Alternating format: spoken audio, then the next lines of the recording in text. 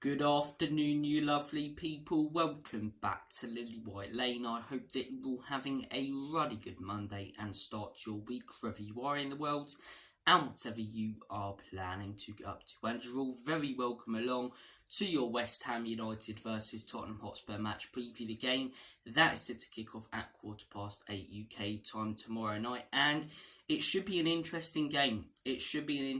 West Ham have started attacking teams a little more recently. It looked like they were going to pick up a massive 3 points at St James's Park, but it was a brilliant comeback from Newcastle late on and a fantastic goal from Harvey Barnes that denied them taking anything from that game. Spurs are coming off a win against Luton Town. Not the most convincing win of all, but as I say, we were in control of the game.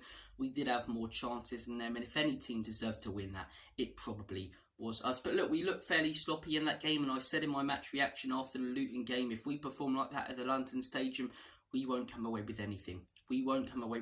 I looked at these three fixtures, as I say, Luton, West Ham, Forest. I think we need to take a minimum of 7 points, hopefully 9, because you're looking at that run we've got coming up.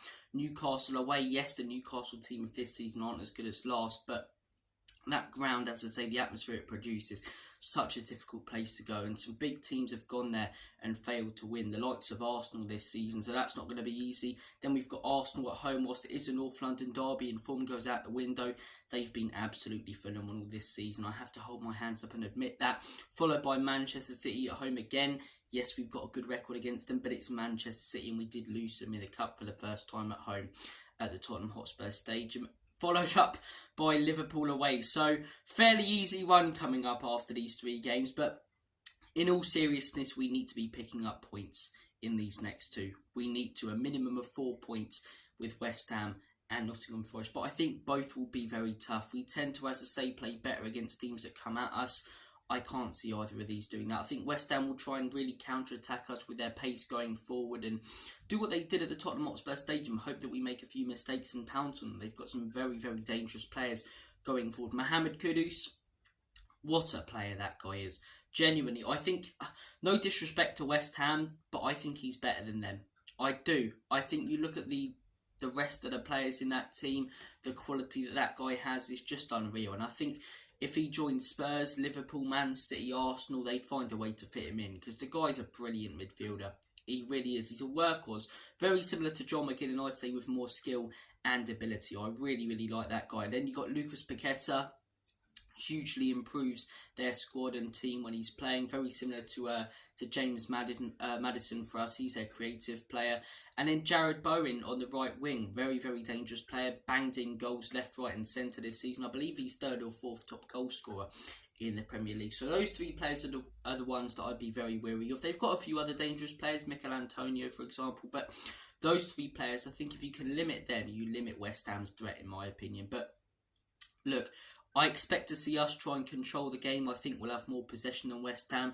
I think they'll counter-attack us with pace and try and attack our high line. And I wouldn't be surprised if they play a back three. A lot of teams have transitioned into a back three to try and limit our width and stop us exploiting the overload this season. And I wouldn't be surprised whatsoever if West Ham do the same thing. In terms of the lineup, as I say, I think the back four and goalkeeper is set for this season.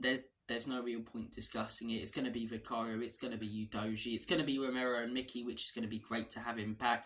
Apparently, as I say, he was ready to start, but Ange wanted to save him for this match, which is completely fair enough and understandable. Draxin did okay, but Mickey, as I say, is just a level above him. Then you've got Romero for me, followed up by Pedro Porro on the right, on the right wing. He probably wouldn't do bad on the right wing, but as a right back. Moving on to the midfield now. I predict that Postecoglou will go with the same midfield. I think he'll go with Bissouma, Sarr and James Maddison. Personally, I'd like to take Bissouma out. I said in my last predicted lineup that Højbjerg should start. I'm now convinced that Bentancur should start. He got a chance coming off the bench. He looked very, very solid. He played very well. He took that chance, and in my opinion, alongside Brennan Johnson against Luton, changed the game.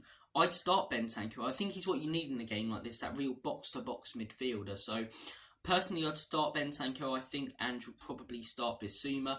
Maddison as an attacking midfielder. Now, I'd consider Kulusevski because Maddison hasn't been on that good form, and we know Kulu's better in that position, but I think you've got to stick with Maddison because you know the quality moments that he can provide. Moving on to the front three, this is a tough one. Do you start Brennan Johnson because of his cameo off the bench and how good he was, or do you keep him on the bench because of how much of a super sub he's been for us this season? Personally, I'd have him on the bench. And look, there's bench players, as I say, but for me, no matter what Brennan Johnson does coming off the bench this season, he should still be coming off the bench because that's when he's at his best. Later on in games, when teams are getting a little bit more tired, he brings something new, adds some pace. As I say, he's taking on his man a bit more now, got a lot of confidence. And as I say, he's got the most goal contributions from any substitute in the Premier League this season. So, for me, Brennan Johnson on the bench, Kulusevski on the right wing. Do you know what? I'm going to put Richarlison up top. I wasn't that impressed with Timo Werner at all. Against Luton, I think he misses that end product. And Richarlison recently, when he has got a chance, has put it in the back of the onion bag. So I'd put Richarlison striker, Heung-min Son on the left wing. I think we'll probably see Werner, Son and Kulusevski. But look, at the beginning of the season, our starting 11 was nailed on. Now the back four and goalkeeper is. The midfield, I think Sar's nailed on and Son's nailed on. The other four positions, you know, there's definitely room for debate there. But look, as I say, I don't know West Ham squad inside out, but I expect that they'll be starting their best three players, and I expect that David Moyes will play a counter-attacking system.